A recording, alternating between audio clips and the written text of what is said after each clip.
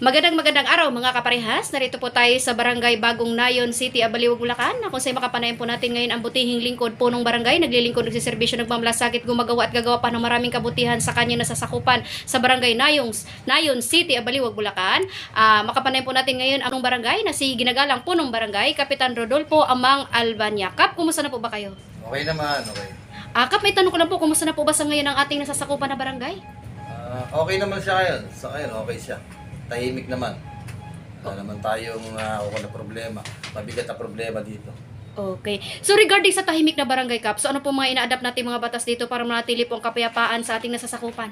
Ayun nga, yung may ingay ng mucho, pinatutupad natin ipahuli yan. Saka yung mga lagpas na aso sa mga kabahayan, pinapahuli rin natin yan.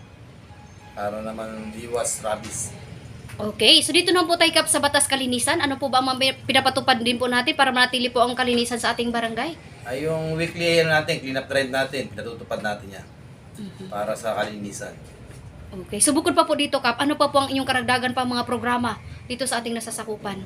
Ayun, kung meron kaming ngayon na pinapalo namin yung road namin tsaka yung drainage namin na kung maaari, ilapit nga namin sa mga matatas sa politiko, maiayos yung kalsada namin para naman sa level ng tubig, hindi siya binabaha.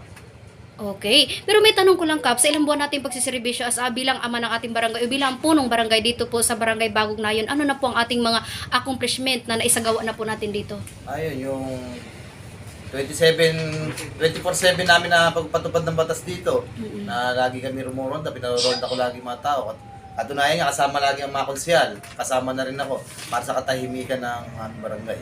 Okay. So, ibig sabihin nyo, Kap, kayo po ang ating sanggunian ay may pagkakaisa rin po. Meron. Lahat naman ng mga konsyal, kagod natin.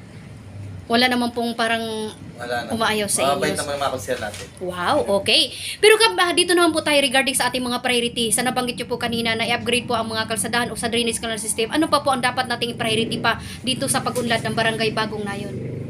Yun nga, yung sabi ko nga sa road, saka yung sa drainage nga na yan. Sa nakikita ko, yun lang naman talaga namin dito. Kung sa yan yung isa sa nagpapahirap sa amin pagka umuulan. Nagkakaroon talaga ng baha. Lalo na kung malakas ang ulan, binaba. Pero ganun pa man, sandali lang naman. Sa oras, ganun lang, halos nawawala rin naman. Kumpara sa inyo, Kap, bilang isang lingkod barangay, punong barangay, ano pong pwede nating ikandak lalo po sa pangkabuhayan dito sa ating nasasakupan kumpara sa inyo? Yun. Nagpapano nga kami ngayon sa mga magulang na sinabi ko nga sa ibang mga konsyel, kung maaari, magturo ng isang pagkakakitaan ng mga magulang, lalo mga walang trabaho.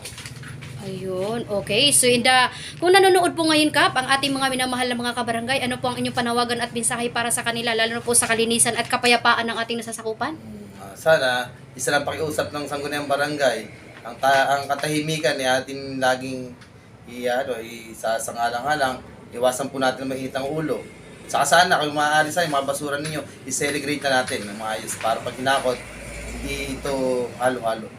Okay. Ang inyo naman pong mensahe, Kap, sa inyong butihing mga kagawad at sa inyong mga masisipag ng barangay worker dito po sa Barangay Bagong Nayon. Sa akin naman mga kagawad, maraming salamat sa suporta na binibigay ninyo hanggang sa ngayon sa akin at ganoon din sa mga barangay workers ko. Maraming salamat sa inyo, napakasisipag ninyo, wala akong masabi sa inyo. Okay. Kung nanonood po ang ating butihing mayor ngayon, ano pong mensahe po ninyo? Mayor, maraming salamat po at binigyan nyo na kami ng isang drainage po namin na nabigyan na po kami ng program of court.